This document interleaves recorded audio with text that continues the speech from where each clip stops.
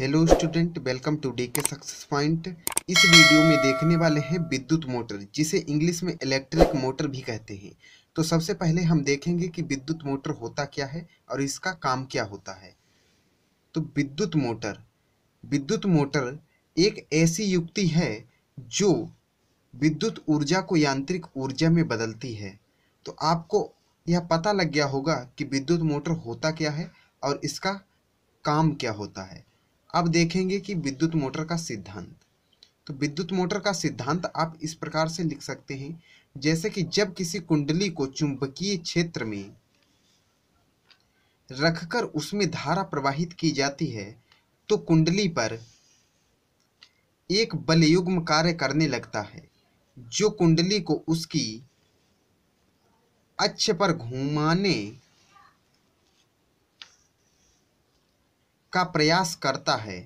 यदि कुंडली अपनी अक्ष पर घूमने के लिए स्वतंत्र हो तो वह घूमने लगती है। तो इस प्रकार से आप सिद्धांत लिख सकते हैं कि कुंडली को जब चुंबकीय क्षेत्र में रखकर जब इसमें विद्युत धारा प्रवाहित करते हैं तो इसमें एक बल कार्य करने लगता है या एक शक्ति कार्य करने लगती है।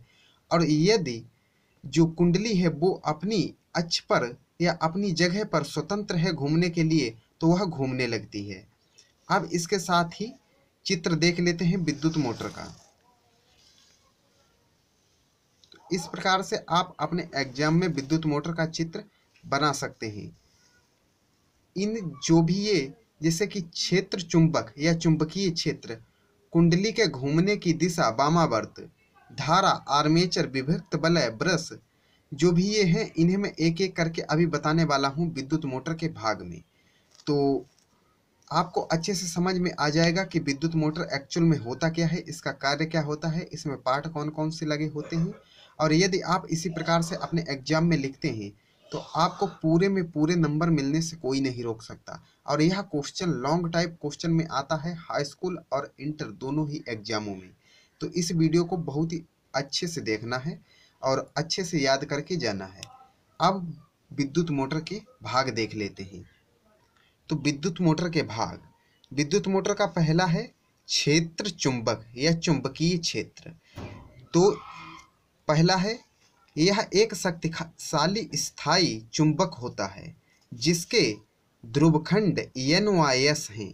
अभी मैं बताने वाला हूं कि N और S कौन से हैं। इस चुंबक के ध्रुवों के बीच उत्पन्न चुंबकीय क्षेत्र में आर्मेचर कुंडली घूमती है, अर्थात N और S ध्रुवों के बीच में आर्मेचर कुंडली घूमती है। अब दूसरा भाग है आर्मेचर।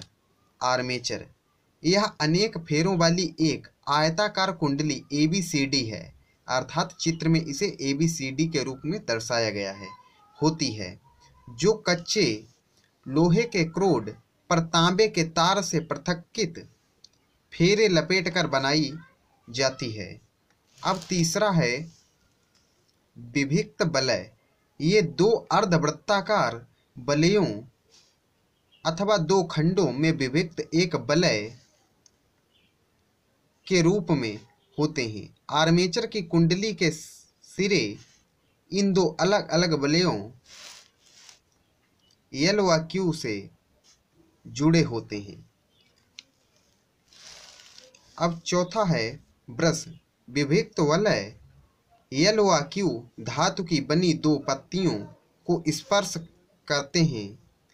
इन ब्रशों का संबंध दो संयोजक पेंचों से कर दिया जाता है।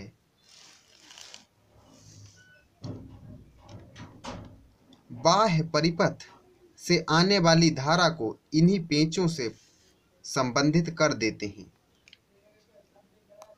अब इसकी कार्य विधि देखेंगे कि यह किस प्रकार से कार्य करता है। तो जब बैटरी से कुंडली में विद्युत धारा प्रवाहित करते हैं तो फ्लेमिंग के बाएं हाथ के नियम से कुंडली की भुजाओं AB तथा CD पर बराबर परंतु विपरीत दिशा में दो बल कार्य करने लगते हैं। ये बल एक बल युग्म बनाते हैं जिसके कारण कुंडली दक्षिणावर्त दिशा में घूमने लगती है। कुंडली के साथ उसके सिरों पर लगे विविक्त वलय भी घूमने लगते हैं। इन विविक्त वलयों की मदद से धारा की दिशा इस प्रकार रखी जाती है कि कुंडली पर बल युग्म लगातार एक ही दिशा में कार्य करें, अर्थात कुंडली एक ही दिशा में घूमती रहे। तो इस प्रकार से इसकी कार्य विधि होती है और विद्युत मोटर कार्य करता है। अब इसके उपयोग देख लेते हैं, जो दो चार उपयोग कहाँ कहाँ होता है और इसका उपयोग काफ़ी जगह होता है। तो जैसे कि उपयोग, विद्युत मोटर का उपयोग बिजली के पंखों या पंखे, जल पंप जिन्हें समर कहते हैं, आटा पीसने की चक्की एवं अनेक विद्युत उपकरणों में होता है। तो इस प्रकार से आप विद्युत मोटर को एक्सप्लेन करके लिख सकते हैं, चित्र भी बना सकते हैं अपने एग्जाम में। और यदि आप इस प्रकार से लिख कर आते हैं तो आपको पूरे अंक मिलेंगे। तो आशा करता हूँ आपको यह वीडियो अच्छा लगा होगा। अगर वीडियो अच्छा लगा है तो लाइक करिए, कमेंट करके बताइए कैसा लगा। और चैनल पर पहली बार आए हैं तो चैनल को सब्सक्राइब करके बेल आइकन को प्रेस कर दीजिए, जिससे हमारी नई आने वाली वीडियो की अपडेट आपको मिल जाएगी। मिलते हैं नेक्स्ट वीडियो में, तब तक के लिए जय हिंद, जय भारत, वंदे मातरम।